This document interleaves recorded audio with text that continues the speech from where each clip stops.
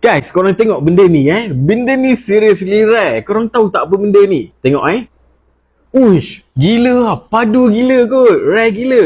Korang tahu tak apa benda ni? Ini adalah plasma lighter, guys. Korang tengok rare tak rare? Uish, gila lah. Plasma, babe. Selalunya kita tengok dalam globe plasma tu je. Rupanya lighter pun boleh buat daripada plasma juga. Dan benda ni bukan main-main Korang tengok dia boleh bakar tau. Korang tengok ada api, babe. So, lighter plasma ni memang betul-betul menjadi lah. Uish.